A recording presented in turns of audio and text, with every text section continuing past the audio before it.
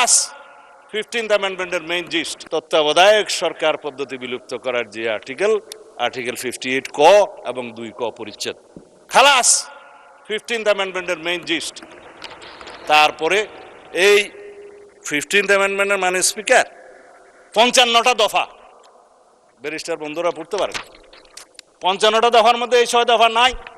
আরেকটা নিয়ে ইনস্টিটিউট করা হয়েছে নিরীহ আইন, এটা পরিবেশ সংক্রান্ত দফা। বাকি রইল বাকি 55টার মধ্যে বাকিগুলার কি হবে? হাইকোর্ট বলে দিল এগুলা পার্লামেন্টের ব্যাপার, পার্লামেন্ট ডিসাইড করবে এই সব পলিটিক্যাল ইস্যুস। দেখেন ভার্ডিক্টে লেখা আছে কিনা।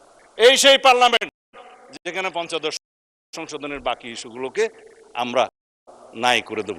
কারণ যিনি রিড করেছিলেন তিনি চেয়েছেন পূর্ণাঙ্গ পঞ্চদশ সংশোধনী বাতিল করা হোক। হাইকোর্ট 6টা ভার্ডিক্ট দিয়েছে, 6টা বাতিল করেছে, একটা রিইনস্টেট করেছে নিরীহ আইন। বাকিগুলোর ব্যাপারে পার্লামেন্টকে বলেছে যে এটা political questions to be decided by the next parliament. This is the next parliament to decide. আসি এখন জুলাই জাতীয় সনদ অর্থাৎ জনপ্রত্যাশিত সংস্কার প্রস্তাবে আর কি কি অন্তর্ভুক্ত হতে পারত। কেবল প্রস্তাবনার কথাটা বলেছি, বাকিগুলো এখন বলব। আর জুলাই জাতীয় সনদে যা কিছু অন্তর্ভুক্ত করা হয়েছে সেটা নিয়ে তো একটু বড় কথা বলবই। আর রাজনৈতিক সমঝোতা হওয়ার পরেও শেষ মুহূর্তে যে সংস্কার ঐকমত্য কমিশন যা কিছু বাদ দিয়েছে সেই কথা এখন একটু বলি। প্রস্তাবনার মধ্যে যা কিছু বাদ দিয়েছে সেটা তো বললাম। রাষ্ট্র পরিচালনার মূলনীতি হিসেবে যেটা বললাম, মহান আল্লাহর উপর আস্থা এবং বিশ্বাস, পূর্ণ আস্থা এবং বিশ্বাস, ঐকমত্য হয়েছিল, লেখা হয় নাই সনদে। তারপরে মরহুম শেখ মুজিবুর রহমানের ছবি সংক্রান্ত যে অনুচ্ছেদ পঞ্চদশ সংশোধনীতে অন্তর্ভুক্ত করা হলো, আজকে এখানে অনেকে বক্তব্য দিলেন যে তাহলে তো ছবি টানাতে হয়। ছবি না টানানোর জন্যই তো এই সংশোধনীগুলো গ্রহণ করার জন্য বলছি।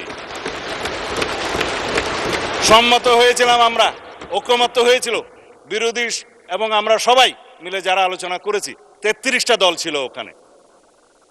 চিঠিও দেয়া হলো আমাদেরকে যে আপনারা এই দফা চান কিনা। আমরা বললাম সংস্কার প্রস্তাবের পক্ষে, আলোচনায় তো আমরা একমত হয়েছিলাম, আবার চিঠি কেন? সেই চিঠি সই করে আবার তাদেরকে দিয়েছি, হ্যাঁ একমত, কিন্তু সনদ অন্তর্ভুক্ত করা হলো না মাননীয় স্পিকার।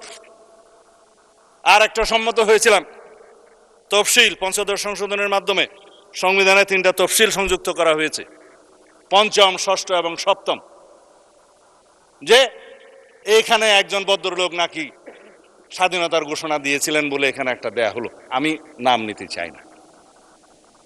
হলো তফসিল, বলা হলো একজন 7ই মার্চের ভাষণ দিয়েছে, সংবিধানে অন্তর্ভুক্ত করা হলো। রচনা, লিটারেচার আর্কাইভে থাকতে পারতো, সংবিধানে নিয়ে আসলো।